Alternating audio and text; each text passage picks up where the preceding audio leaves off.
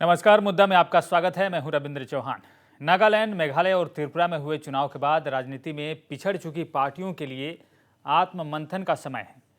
पूर्वोत्तर में फिलहाल भाजपा की बादशाहत बरकरार है, वहीं कांग्रेस, सीपीआईएम और टीएमसी जैसी पार्टियों का प्रदर्शन खराब होते जा रहा है।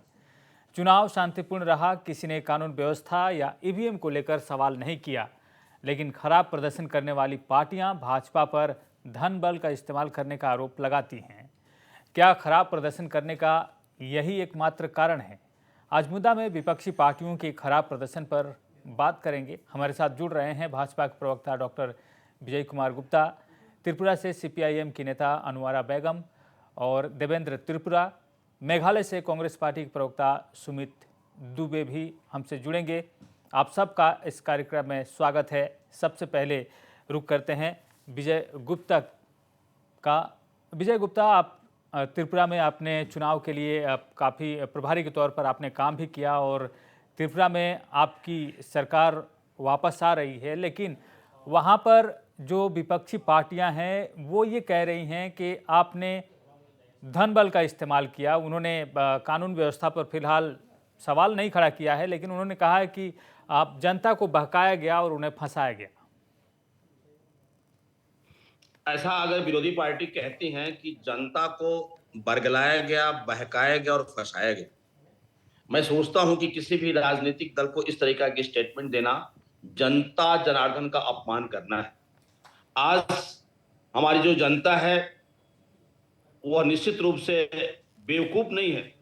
भारत का प्रत्येक नागरिक आज जिस स्थिति में है, जिस टेक्नोलॉजी के साथ हम जी रहे हैं, जो आज हमारे इंटरनेट टेक्नोलॉजी है, आईटी का जो युग है, जहां सोशल मीडिया है, जहां मीडिया है, जहां प्रिंट मीडिया है, ऐसे में कोई भी राजनीतिक दल, कोई भी व्यक्ति किसी भी व्यक्ति को या किसी भी संस्था को बरगला सके, यह नितांत असंभव है। और ऐसा दोषारोपण करना यह दर्शाता है कि मानसिक रूप से वो कितने जो है गिर चुके हैं और उनका मानसिक दिवालियापन ही है। This is the one kind of the mental bankruptcy. जनता को सीधे दोषी करना ये अच्छी बात नहीं है। खुद के स्वयं के गिरेबान में झांक के देखना कि हम किन कारणों से हारे हैं, उन कारणों को आइडेंटिफाई करना, चिन्हित करना और उसको दूर करना और जनता के साथ जुड़ना और जोड़ना, यही जो है नीति अगर अपनाएंगे तब जाकर के भारत के अंदर में स्वस्थ जो है लोकतंत्र या विपक्षी पार्टियां का अस्तित्व रहेगा। विजय जी, मेघालय में आपकी संख्या कम है, फिर भी आप सत्ता का हिस्सा बनने जा रहे हैं। वहाँ आप संख्या कम होते हुए भी सत्ताधारी पार्टी के साथ हैं, गठबंधन में हैं, और ये कहा जा रहा है कि आपकी वहाँ संख्या नहीं है, लेकिन फिर भी आप वहाँ कोशिश कर रहे हैं। क्या इसके पीछे भी धन बल का इस्तेमाल के आरोप आपको लग रहे हैं? निश्चित रूप से नहीं। विगत 5 साल का आपको इतिहास मालूम ही है कि हमारी उनके साथ में अलायंस सरकार थी। आज हमारे 2 एमएलए आए हैं, लेकिन आपने चुनाव का जब रिजल्ट आ रहा था तो आप देखे थे कि हमने संख्या बल ज्यादा संख्या में हमने उम्मीदवार उतारे थे। हमने मेहनत भी की थी, पुरुषार्थ भी की थी। सवाल ये पैदा होता है कि आज कॉनराड संगमा जी की तरफ से ये आवेदन आया, निवेदन आया कि हम आपके साथ मिलकर के सरकार बनाना चाहते हैं, क्योंकि वह अल्पमत में है। जितनी संख्या होनी चाहिए उनके पास नहीं है। स्वाभाविक रूप से अगर एक सरकार बनानी है जो कि स्टेबल गवर्नमेंट हो, अस्थायी सरकार हो और सुशासन दे सके, तो निश्चित रूप से कहीं कहीं को सहारा चाहिए था। अगर मेघालय में विकास की गति को बढ़ावा देना है तो माननीय नरेंद्र मोदी, माननीय अमित शाह, माननीय हेमंत बिश्व शर्मा के नेतृत्व में ही मेघालय का संभव, ऐसा उन्होंने समझ कर किया। और हम आग्रही है कि जो है मेघालय में हम पहले भी सरकार में थे, आज भी हम सरकार बनाएंगे और मेघालय के विकास में हम जो है आगे बढ़ने के लिए तत्पर रहेंगे। त्रिपुरा चुनाव के नतीजे आने के साथ ही त्रिपुरा से ऐसी खबर आई, एक हिंसा की खबर आई, और इस हिंसा पर दोनों तरफ से आरोप प्रत्यारोप लगाए गए। बीजेपी ने कहा कि ये विपक्ष की पार्टियों का षड्यंत्र है और विपक्षी पार्टियां जो हार चुकी हैं, इसलिए उन्होंने ये जताने के लिए ये हिंसा की है कि बीजेपी इस हिंसा में शामिल है, और उधर विपक्षी पार्टियों का कहना है कि बीजेपी इस हिंसा में शामिल है। ऐसा क्या हो गया कि कानून व्यवस्था इतने दिनों तक सही सलामत था और अचानक से नतीजे आने के बाद त्रिपुरा में ये घटना घटी? देखिए, ऐसा है कि कहीं भी अगर कोई हिंसा होती है तो भारतीय जनता पार्टी उस हिंसा का प्रतिवाद करती है। चुनाव के दौरान हो या चुनाव के बाद हो और कभी भी हो, भारतीय जनता पार्टी हिंसा को बढ़ावा नहीं देती है, उसका प्रबल विरोध करती है। लेकिन मैं वहां था, 3 महीने था। आज जब मैं वहां से आया, रिजल्ट आने के पहले भी मैं बता रहा हूं, रिजल्ट आने के पहले हमारे बहुत ढेर सारे युवा कार्यकर्ताओं ने मेरे को फोन करके कहा कि हमारे घर पे कुछ लड़के आ रहे हैं, यूथ आ रहे हैं, हमको धमका रहे हैं, हमारा रहना मुश्किल हो गया है, आप हमें सुरक्षा प्रदान कीजिए क्योंकि आपके साथ हमने काम किया है। तो ऐसी स्थिति जो है, इसमें भारतीय जनता पार्टी को दोष देना उचित नहीं है। स्वाभाविक रूप से हिंसा हम क्यों करेंगे, हम तो जीत गए, हम सरकार बनाने जा रहे हैं, हम हिंसा का सहारा लेकर सरकार चलाएंगे? एक कोई भी सरकार चलाने वाला ऑर्गेनाइजेशन, कोई भी राजनीतिक दल, कोई भी इंस्टीट्यूशन ऐसा कभी भी नहीं चाहेगा कि हम जब सरकार चलाते हैं तो हम चाहते हैं कि हमारा लॉ एंड ऑर्डर ठीक हो, शांति विराजमान हो, हम विकास कर सके, लोगों के साथ मिलजुल करके चल सके। तो हम जाकर के हम खुद ही जो सरकार बनाने की स्थिति में है, निश्चित रूप से वो कभी भी हिंसा का सहारा नहीं लेगी। लेकिन जो सरकार नहीं बना पाए हैं, गुस्से में हैं, वो निश्चित रूप से हो सकता है कि वो हिंसा के लिए अपने लोगों को भड़का रहे हैं। और हमें सरकार बनाने में बाधा पैदा करना, सरकार चलाने में बाधा पैदा करना और जनता की सेवा करने में बाधा पैदा करना उनका मूल धर्म रहेगा, ताकि हमारे इमेज को वो हमारी इमेज को खराब कर सके। जी विजय जी, हम कोशिश करेंगे विपक्ष के नेताओं से भी बातचीत करने की, क्योंकि उनका ये आरोप है कि बीजेपी क्योंकि सत्ताधारी पार्टी है और चुनाव में एक बार फिर जीत गई है तो हिंसा उनके तरफ से हो रहा है और वे अपने आप को असहाय मान रहे हैं। उनको लगता है कि उनके ऊपर ज्यादती हो रही है। हालांकि आपने कहा कि ये हिंसा उनके तरफ से भड़काई जा रही है। हम कोशिश करेंगे उनसे बातचीत करने के लिए। फिलहाल एक ब्रेक ले लेते हैं और ब्रेक के बाद हम कोशिश करेंगे उनसे भी बातचीत करने की।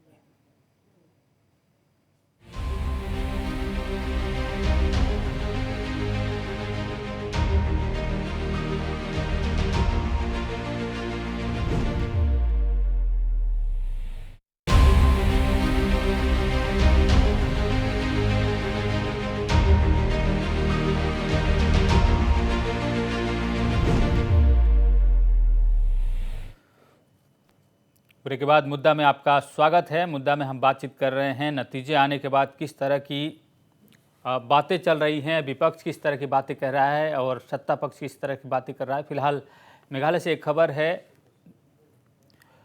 मेघालय में भाजपा के समर्थन से कोनराड संगमा की दोबारा ताजपोशी की तैयारी जोर शोर से चल रही है। आगामी 7 मार्च यानी मंगलवार को कोनराड संगमा मुख्यमंत्री पद की गोपनीयता की शपथ लेंगे। सुबह 11 बजे राजभवन में शपथ ग्रहण समारोह होगा। इस शपथ ग्रहण समारोह की खास बात यह है कि इसमें शामिल होने के लिए खुद प्रधानमंत्री नरेंद्र मोदी आएंगे। ये पहला मौका होगा जब प्रधानमंत्री मोदी मेघालय में मुख्यमंत्री पद के शपथ ग्रहण समारोह में भाग लेंगे।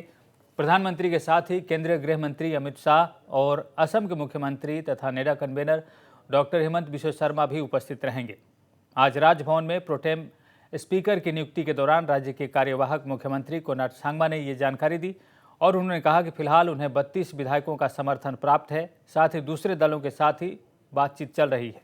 हालांकि ये दूसरे दल कौन हैं इसका नाम उन्होंने नहीं लिया, मगर कांग्रेस और तृणमूल कांग्रेस को छोड़कर ये दल यूडीपी और पीडीएफ हो सकते हैं।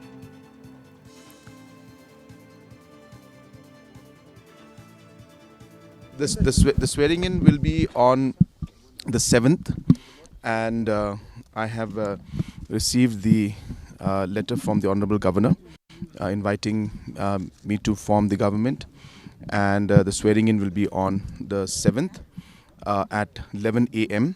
here in the Raj Bhavan, and we are expecting Honorable Prime Minister and Honorable Home Minister and other leaders to attend the swearing in ceremony. We are expecting the Honorable HM to come. We may also see the Honorable Chief Minister of Assam coming, and as of now we expect these two leaders to come, and maybe we might see other leaders also. The pro tem speaker has been appointed. Yes, he has been appointed, and the MLAs will take oath on Monday. So with the 32 members, our MLAs are supporting this government. Yes, it's true that other parties have reached out, and we are in discussions with other political parties also. But the details of that I cannot disclose as of now. But I'm sure you must be getting the information. So, but political parties have contacted us. और इस दौरान कोनार सांगमा ने माना कि कई दलों को एक साथ लेकर सरकार चलाना चुनौतीपूर्ण कार्य है, मगर पिछली बार भी एनपीपी के नेतृत्व में उन्होंने घटक दलों की सरकार चलाई है। उन्होंने कहा है कि गठबंधन की सरकार में सभी को समान मर्यादा मिलेगा। Well, it all depends on how we work. We have seen in the last 5 years we faced a large number of challenges, and yet by ensuring that there was good teamwork, by ensuring that we gave everybody their space and motivated everybody and gave a lot of stress on development, all these aspects helped us to make sure that we were able to take and survive and run the government for 5 years in spite of having a large number of political parties. So it's always challenging to run a coalition government, but we will do our best to ensure that all the partners are given the space and ensure that there is a lot of consultancy taking place whenever we take important discussions, and we'll carry the team along with us. Konar Sangma ने राज्य में एक वर्ग द्वारा खासी समुदाय के मुख्यमंत्री की मांग पर भी जवाब दिया और कहा कि मुख्यमंत्री का चयन संवैधानिक प्रक्रिया के तहत होती है। लोकतंत्र में जनता ही मुख्यमंत्री का चुनाव करती है। What about this demand for Khalsi chief minister? You see, the important point is that we are in a democracy, and it is the people who give the mandate. And there is a procedure and system in which government is formed and chief minister is elected. And that procedure has been followed. And therefore, yes, sentiments are always there. But ultimately, a process that has been defined is there. It's not about a person individually from a particular community has to be there or should not be there. That is not how democracy works. It is based on the mandate which is given to the people, given by the people, and it is based on that mandate that elected members have been elected, and the elected members then elect the leader. So that process has been followed. So I think this is not the issue is something that, yes, as I said, sentiments are there, but ultimately it is the mandate of the people, and which we should all accept.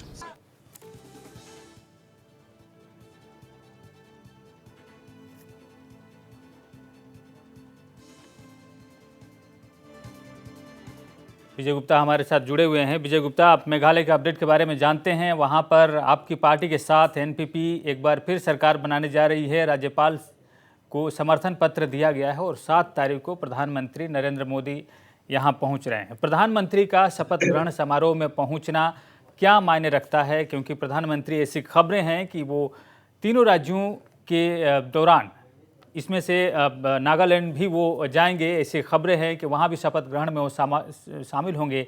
किस तरह का message और क्या मायने रखता है प्रधानमंत्री का शपथ ग्रहण समारोह में शामिल होना? ऐसा है कि माननीय प्रधानमंत्री का इस शपथ ग्रहण समारोह में शामिल होना इस बात को दर्शाता है कि पहले दिल्ली दूर हुआ करती थी, अब दिल्ली तो छोड़िए, अब दिल्ली जो है दिल से जुड़ी हुई है नॉर्थ ईस्ट के साथ में। ये इस बात का पहला प्रमाण है। दूसरा, जो आदिवासी हमारे भाई हैं जिनका विकास आज तक नहीं हुआ, हम कह सकते हैं, और उसी का कारण था कि हमने वो दुर्दिन भी देखा, लेकिन आज उन आदिवासी भाइयों के प्रति माइनॉरिटीज के अगेंस्ट में जो हमारे ऊपर ब्लेम लगाया जाता था, आज हम इस स्थिति में है कि उनका हमें प्यार मिल रहा है, उनका समर्थन मिल रहा है, उनसे निवेदन मिल रहा है, उनसे आवेदन मिल रहा है। तो निश्चित रूप से कहीं न कहीं ये बात अपने आप में बहुत ही प्रासंगिक है और इस बात को दर्शाता है कि भारतीय जनता पार्टी और भारतीय जनता पार्टी का नेतृत्व नॉर्थ ईस्ट के प्रति स्टेट और यहाँ की जो है आदिवासी भाइयों के सुख दुख में, उनके अभाव और अभियोग में हमेशा तैयार है।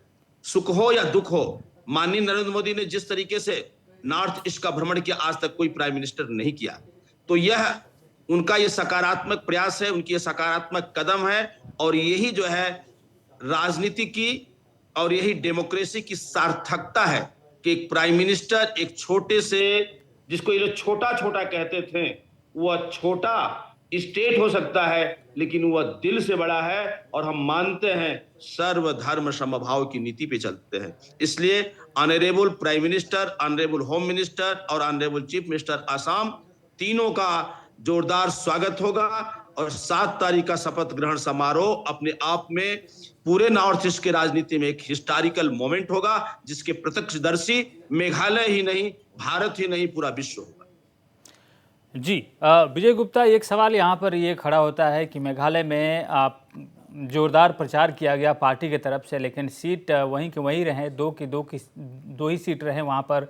हालांकि आपकी पार्टी एक तरह से एनपीपी के साथ पहले भी थी और आज भी एनपीपी के साथ है, इसे लेकर कोई विवाद नहीं है, लेकिन जहाँ तक पार्टी का विस्तार अगर हम कहें तो मेघालय में नहीं हो पा रहा है, इसकी क्या वजह है? निश्चित रूप से जो हमारा प्रयास था, हमने पहले से अपेक्षा ज्यादा सीटों पर लड़ने का कोशिश किया। यह हमारे सकारात्मक कदम और हमारे पुरुषार्थ को इंगित करता है कि हमने पुरुषार्थ करने की कोशिश की।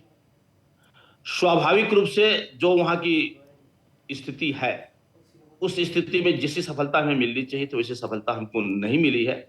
इसमें हमको संकोच कहीं कुछ नहीं है, लेकिन एक बात यह तय है कि आज हम 2 एमएलए रहने के बावजूद भी अगर किसी सरकार में हम अंशदान करते हैं, अंश हमारा ग्रहण होता है, तो हम ये कह सकते हैं कि जो माननीय प्रधानमंत्री नरेंद्र मोदी का जो स्लोगन था, वो स्लोगन ही नहीं रहा। सबका साथ, सबका साथ, सबका विकास और सबका विश्वास और सबका प्रयास। हमने भी प्रयास किया, उन्होंने भी प्रयास किया। अब उस प्रयास का नतीजा ये हुआ कि आज हम सरकार बनाने जा रहे हैं। तो मैं ये कह सकता हूं कि निश्चित रूप से भारतीय जनता पार्टी जनता की सेवा करने के लिए प्रतिबद्ध है और उसी प्रतिबद्धता के कारण हम आज कॉनराड संगमा को सपोर्ट कर रहे हैं कि आने वाले समय में मेघालय में जो कुछ नहीं हुआ, डबल इंजन की सरकार बनकर के वो सारे काम हम कर सके जो हम करने का सपना देख रहे थे या हम करना चाह रहे थे। इस आने वाली सरकार के माध्यम से हम अपने जो भी हमारा संकल्प है उसको दृढ़ता देंगे और हम अच्छा काम करेंगे ताकि आने वाले भविष्य में भारतीय जनता पार्टी की भी विस्तार हो सके और भारतीय जनता पार्टी का जो लक्ष्य है उस लक्ष्य को हम प्राप्त कर सकें। विजय गुप्ता जी, आपके पार्टी के बड़े नेता और केंद्रीय गृह मंत्री अमित शाह ये कई बार वो कह चुके हैं कि आने वाले दिनों में आम चुनाव में कांग्रेस पार्टी को दूरबीन से देखना पड़ेगा। कांग्रेस पार्टी के पर आप लोगों के बयान काफ़ी रोचक होते हैं। कांग्रेस पार्टी लगातार खराब प्रदर्शन कर रही है और आपको कहने का मौका भी मिलता है। त्रिपुरा में कांग्रेस पार्टी की लड़ाई आपके साथ थी, लेकिन कांग्रेस पार्टी वहाँ ज़्यादा सीटें नहीं हासिल कर पाई। मेघालय में वो कह रहे हैं कि 0 से 5 सीट कांग्रेस पार्टी ने हासिल किया है। कांग्रेस की तरफ से बयान आया है कि कांग्रेस का खराब प्रदर्शन नहीं था, बल्कि कांग्रेस 0 हो गई थी और वहाँ से 5 सीटें कांग्रेस को मिली है। मेघालय, त्रिपुरा और नागालैंड में कांग्रेस का प्रदर्शन अगर देखें, जो कभी बड़ी पार्टी हुआ करती थी, क्या आपको लगता है कि आपकी रणनीति के हिसाब से ही सब कुछ हो रहा है? कांग्रेस पार्टी का खराब प्रदर्शन कांग्रेस की नीतियों के कारण हो रहा है?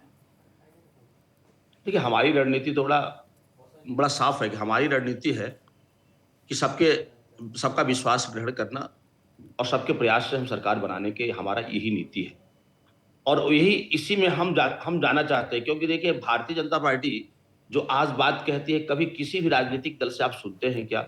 सर्वधर्म समभाव की बात, वसुधैव कुटुंबकम की बात, सुशासन की बात, ग्रामोदय की बात, अंत्योदय की बात सिर्फ हम ही करते हैं।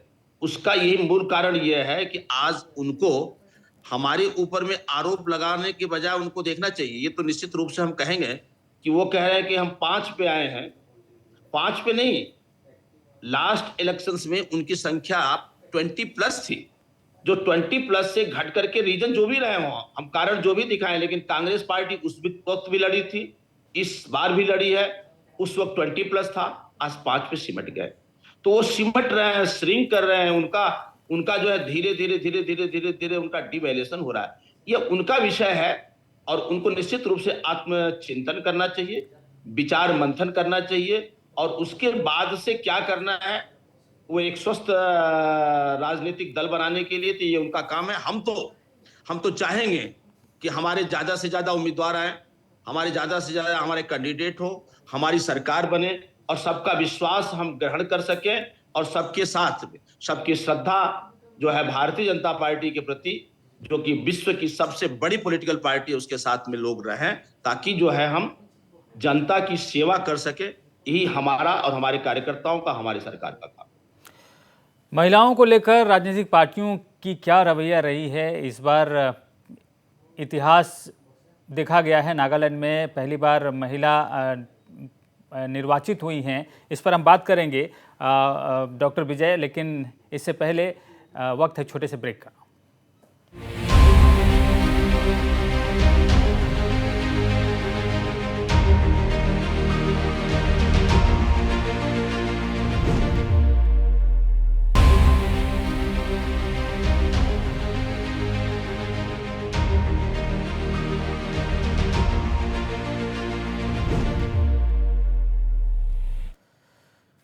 ब्रेक बाद कार्यक्रम में आपका स्वागत है। ब्रेक में जाने से पहले हम बात कर रहे थे मुद्दा में कि पार्टियों की, जो विपक्षी पार्टियों के खराब प्रदर्शन क्यों हुए हैं, और इससे जुड़े हमारे मेहमान हैं आज के भारतीय जनता पार्टी के विजय गुप्ता, वो इसका सवाल का जवाब दे रहे थे। लेकिन इस वक्त एक त्रिपुरा से एक अपडेट आपको दे रहे हैं। त्रिपुरा में भाजपा की बड़ी जीत के बाद नेडा कन्वेनर तथा असम के मुख्यमंत्री हिमंत बिश्व शर्मा आज अगरतला पहुँचे। यहाँ भाजपा समर्थकों ने उनका जोरदार स्वागत किया। वहीं पत्रकारों से बात करते हुए उन्होंने इसे भाजपा के लिए बड़ी जीत बताई।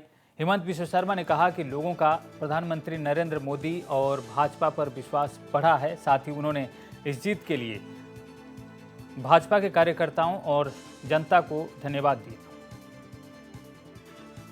This is the first time after winning the election BJP you have come here. How do you see the victory of this?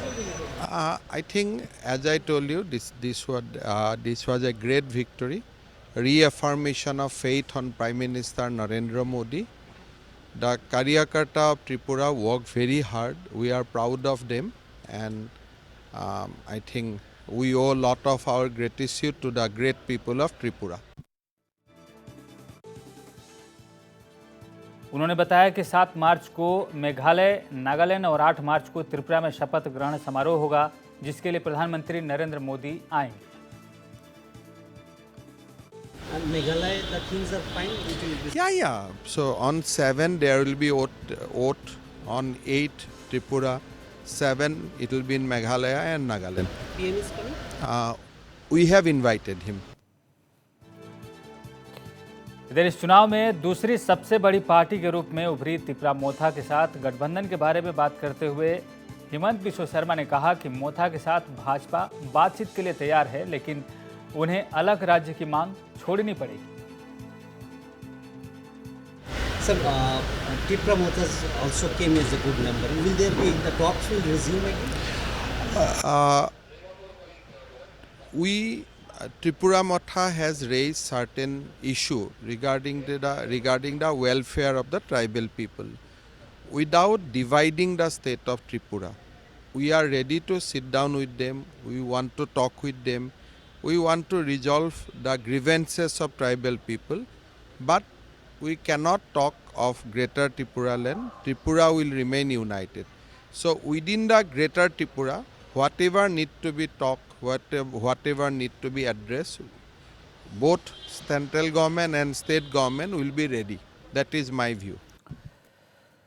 Tripura में चुनाव के बाद विभिन्न हिस्सों से आ रही हिंसक घटना पर बात करते हुए हिमंत बिश्व शर्मा ने कहा कि डेमोक्रेसी में चुनाव के बाद हिंसा का कोई स्थान नहीं है। राज्य सरकार इस मामले को गंभीरता से देख रही है। I think Tripura government is looking at it, and I am sure that situation will be normal. After election, it is democracy. Whoever win, whoever lost, we should be one. BJP is also being targeted this time. That is what I think. In democracy, there should not be postful violence, and that is not a good thing. And obviously, I am sure that Tripura government is looking at the issues. तो तो हमारे साथ doctor विजय जुड़े हुए हैं। Doctor विजय, आपने त्रिपुरा के बारे में सुना कि किस तरह से वहाँ पर बातचीत चल रही है और असम के मुख्यमंत्री हिमंत बिस्वा शर्मा जो नेडा के कन्वीनर हैं और इन तीनों राज्यों में उनकी महत्वपूर्ण भूमिका है वहाँ के नेताओं से बातचीत करने का, और त्रिपुरा मोथा के साथ भी बातचीत चलेगी, उन्होंने ऐसा कहा है, लेकिन अलग त्रिपुरा लैंड की बात नहीं होगी। फिलहाल हमने आपसे जो पहले सवाल किया था उसके बाद हम इस पर आएंगे। हमने आपसे सवाल किया था कि महिलाओं की भागीदारी पर राजनीतिक पार्टियां क्या कर रही हैं। क्या आपकी पार्टी ने ये सुनिश्चित किया है कि आने वाले दिनों में महिला भागीदारी सुनिश्चित हो राजनीति के क्षेत्र में, कम से कम? क्योंकि हमने नागालैंड में देखा कि नागालैंड में इतने दिन क्यों लग गए महिलाओं के इस क्षेत्र में आने में, या एक महिला को विधायक बनने में नागालैंड को इतने साल का इंतजार क्यों करना पड़ा? क्या इस पर आने वाले दिनों में काम होगा? निश्चित रूप से ये प्रश्न, ये जो आपने विषय उठाया, जो प्रसंग है, मैं सोचता हूं कि बहुत ही महत्वपूर्ण विषय है पूरे देश के लिए और पूरे राजनीतिक माहौल के लिए। क्योंकि मातृशक्ति, ये भारत के अंदर में मातृशक्ति ही की पूजा हमेशा से होती आई है, इसीलिए भारत सोने की चिड़िया थी। जैसे मातृशक्ति का निरादर हुआ, आज 2014 के बाद और 2014 के पहले अगर मातृशक्ति का निरादर कभी हुआ है तो 2014 के पहले जितनी निरादर हुआ था, आज हम मातृशक्ति का आदर करने में सबसे अग्रणी भूमिका निभा रहे हैं। राजनीतिक क्षेत्र में भी आपने देखा कि हमने त्रिपुरा इलेक्शंस में पहली बार आउट ऑफ 60 सीटों की विधानसभा में 13 महिलाओं को उतारा, जिसमें 11 जीत गया। और हम बड़े गर्व के साथ कहते हैं, सीना चढ़ते हैं कि आज नागालैंड में भी भारतीय जनता पार्टी की एक महिला विधायक और एक दूसरे दल के इंडिपेंडेंट एक विधायक जीत करके आई। तो इसका हम स्वागत करते हैं।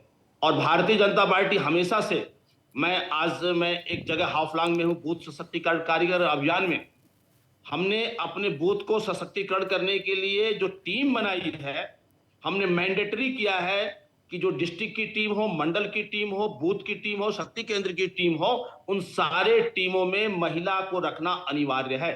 तो महिला के प्रति जो हमारे भाव हैं, जो हमारे स्नेह है, जो हमारे आदर है, जो हमारी श्रद्धा है, आज किसी राजनीतिक पार्टी में नहीं है। और समय का तकाजा है कि अगर हम अपने देश को बचाना चाहते हैं तो मातृशक्ति को आगे बढ़ाना होगा, और सिर्फ वोट बैंक की राजनीति के लिए नहीं, क्योंकि इस विश्व के कल्याण हेतु, भारतवर्ष के कल्याण हेतु, भारत को पुनः सोने की चिड़िया बनाने के लिए, विश्व गौरव बनाने के लिए अगर हम मातृशक्ति को आगे बढ़ाएंगे तो आने वाला युग जो है, निश्चित रूप से वह जो है भारतीय जनता पार्टी ही इसमें आगे बढ़कर के हिस्सा लेगी। और किसी पार्टी पे मेरा भरोसा नहीं, क्योंकि मैं देखता हूं आजकल जिस तरीके से मातृशक्ति का निरादर होता है, हम तो टिकट भी देते हैं और संगठन के अंदर में भी उनकी उपयोगिता की, उनकी सहभागिता की हम प्रार्थनीय है और प्रशंसा भी करते हैं। आज पूरे देश की आबादी 50% के आसपास महिलाओं की है, हम क्यों निगलेक्ट करके रखेंगे? आज एक परिवार का अगर संचालन एक महिला अच्छी तरीके से कर सकती है, अपने बच्चों को पाल सकती है, अपने परिवार के सब सदस्यों को पाल सकती है, अगर महिला राजनीति में आए, महिला को अग्राधिकार मिले, तो इस देश का कल्याण होगा और पूरे विश्व का कल्याण होगा, ऐसा भारतीय जनता पार्टी का मानना है। और नरेंद्र मोदी जी की, हमारे प्रधानमंत्री मोदी जी की यह फिलॉसफी रही है कि महिलाओं का निरादर कहीं भी, किसी भी जगह, किसी रूप में होना नहीं चाहिए, और कहीं भी होता है तो भारतीय जनता पार्टी उसका जबरदस्त रूप से प्रतिरोध करती है और प्रतिवाद करती है। और अपने महिलाओं के आदर के लिए हम हमेशा खड़े रखते हैं, उनके उत्थान के लिए, उनके विकास के लिए, उनके उन्नयन के लिए, उनके डेवलपमेंट के लिए ढेर सारी भारत सरकार, असम सरकार ने स्कीम भी लेके आई। डॉक्टर विजय, कुछ लोग तो ये भी अटकलें लगा रहे हैं कि महिलाओं को आप ज़्यादा तरजीह दे रहे हैं, और ये ज़रूरी भी है क्योंकि सत्ता बराबरी की होनी चाहिए और इस क्षेत्र में भी महिलाओं को आना चाहिए। कुछ लोग ये भी अटकलें लगा रहे हैं कि त्रिपुरा में प्रतिमा भौमिक भी मुख्यमंत्री की एक बड़ी चेहरा है, महिला है। देखिए, मुख्यमंत्री कौन होगा वो तो हाईकमांड निश्चित करेगा। चेहरा कोई भी हो सकता, भारतीय जनता पार्टी का एक एक चेहरा वो नेतृत्व की क्षमता से भरपूर है। और कोई भी व्यक्ति, यहाँ पे इंटरनल डेमोक्रेसी है हमारे यहाँ। हम जब पार्टी का मेंबरशिप हम जब किसी को देते हैं तो उसके इंटरनल डेमोक्रेसी हमारा 2 नंबर का एजेंडा होता है और वैल्यू एडेड पॉलिटिक्स की बात होती है। तो जब हम जिस वैल्यू की बात करते हैं, जो भारतीय संस्कृति की विरासत थी, जो भारतीय संस्कृति की परंपरा थी, महिलाओं का स्थान हमारे अगर परिवार में उच्च है तो राजनीति में भी उच्च रखना ही पड़ेगा और भारत देश में भी उच्च रखना पड़ेगा, तभी जाकर के भारत जो है विश्व गुरु हो पाएगा। तो इसमें कहीं कोई दो राय नहीं कि भारतीय जनता पार्टी सिर्फ वोट बैंक के लिए, कोई वो मुख्यमंत्री के लिए, विधायक के लिए महिलाओं का वो नहीं, हम वोट के लिए भी महिलाओं का कोई वो नहीं है। हम तो चाहते हैं कि महिलाओं का उन्नयन हो, महिलाओं का विकास हो, महिलाओं आगे बढ़े। आज माननीय मुख्यमंत्री ने महिलाओं की शिक्षा के ऊपर जोर दिया, उनको जो कुछ चाहिए उन्होंने वो देने के लिए तैयार है। तो जिस तरीके का हमारा नेतृत्व है वो प्रदेश में हो, हमारे जो है देश का जो हमारा नेतृत्व है, प्रदेश का नेतृत्व है, हमेशा महिलाओं के ऑलराउंड डेवलपमेंट के लिए वह एक बार कृत संकल्प है। और हम इस विश्वास करते हैं कि वो कौन कितना वोट देगा वो विषय नहीं है। विषय यह है, मैं पहले भी आपको बता चुका हूं कि सोशल रिफॉर्म के लिए महिलाओं का आगे बढ़ के आना जरूरी है। परिवार को बचाना है, समाज को बचाना है, देश को बचाना है, तो महिलाओं को अग्राधिकार देना पड़ेगा, उनको आदर करना पड़ेगा। इसलिए भारतीय जनता पार्टी अपने हर मीटिंग में भारत माता की पूजा करती है, हम भारत माता का चित्र लगाते हैं। आप बता दीजिए कौन सा ऐसा राजनीतिक दल है जो भारत माता का चित्र लगाता है, और भारत माता का जो रियल रिप्रेजेंटेटिव है मातृशक्ति, उसकी हम पूजा भी करते हैं, उसका आदर भी करते हैं, उसको आगे भी बढ़ाते हैं। जी, आप किस तरह की रणनीति लेकर चलते हैं जो आपको इतनी सफलता मिलती है विजय जी आपकी पार्टी को? क्या आपके प्रचार करने के तौर तरीके अलग हैं या काम करने के तौर तरीके अलग हैं? आप किस में अलग हैं दूसरी पार्टियों से? निश्चित रूप से अलग है।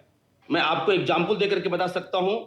आज त्रिपुरा का इलेक्शन 16 तारीख को हुआ, रिजल्ट 2 मार्च को हुआ, लेकिन मैं आपको बड़े गर्व के साथ कह सकता हूं कि हम ऐसी स्थिति में थे कि हम आपको बता सकते थे कि हम कितनी सीटों में जाएंगे, क्योंकि हम राजनीतिक दल, दूसरे राजनीतिक दल कैंडिडेट को पहले डिसाइड करते हैं, मैदान में उतारते हैं, और वो कैंडिडेट अपने विचारधारा से लड़ता है, अपने कार्यकर्ताओं के आधार, अपने कैडर के साथ लड़ता है। लेकिन भारतीय जनता पार्टी कार्यकर्ता आधारित पार्टी है, भारतीय जनता पार्टी विचार आधारित पार्टी है, और भारतीय जनता पार्टी का पेनिट्रेशन स्टेट लेवल में नहीं, नेशनल लेवल में नहीं, डिस्ट्रिक्ट लेवल में नहीं, मंडल लेवल में नहीं, बल्कि और उससे नीचे जाकर के शक्ति केंद्र, बूथ लेवल और पेज इंचार्ज का मतलब 60 वोट के ऊपर हमारा एक आदमी था। अब हम आगे उसी की रणनीति में काम हम 1 साल पहले ही शुरू कर चुके हैं कि एक पेज इंचार्ज माने एक व्यक्ति जो 60 वोट को मॉनिटर करता है, उसके साथ 5 लोगों की समिति बनाएंगे। और इस तरीके से आप सोचिए कि एक बूथ के अंदर में हम एक बूथ में जहां हमारे 1000 वोट होंगे तो वहां हमारी 32 की संख्या हमारे कार्यकर्ता होंगे, और उस कार्यकर्ताओं में एक व्यक्ति सिर्फ महिला के बारे में सोचेगा, एक व्यक्ति युवा के बारे में सोचेगा, एक की वोटर के बारे में सोचेगा, एक जो है अलग अलग कम्युनिटी, सामाजिक श्रेणी, SC ST कम्युनिटी रिप्रेजेंटेटिव के बारे में सोचेगा, एक व्यक्ति मन की बात जो माननीय नरेंद्र मोदी जी कहते हैं उसको जनता तक पहुंचाने के लिए और ग्राउंड में उतारने के लिए, सिर्फ बातें ही नहीं रह जाए, श्रवण तक नहीं रह जाए, उसको हम धरातल पर उतारने के लिए हम कार्यकर्ता तैयार कर रहे हैं। इस तरीके से कार्यकर्ताओं का निर्माण, कार्यकर्ताओं की कामों की समीक्षा, उसका रिव्यू और पुनर्समीक्षा और पुनर्गठन का काम हम आज से शुरू कर दिए हैं। कोई राजनीतिक दल सोई हुई है, लेकिन भारतीय जनता पार्टी अभी भी राजनीतिक फील्ड में, राजनीतिक मैदान में है और जमीन पे जा रही है। हम जमीन पे जा रहे हैं। आज एक छोटी सी इकाई हमारी जो बूथ है उसमें भी हम आज के डेट में 50-50, 100-100 लोगों की हम जो है हमारी मेंबरशिप को हम ग्रो कर रहे हैं। तो ये भारतीय जनता पार्टी के काम करने का तरीका यही है, स्ट्रेटेजी यही है कि हम जनता का विश्वास प्राप्त करने के लिए उनके बीच में जाकर के उनके सुख के, उनके दुख के सहभागी बनते हैं।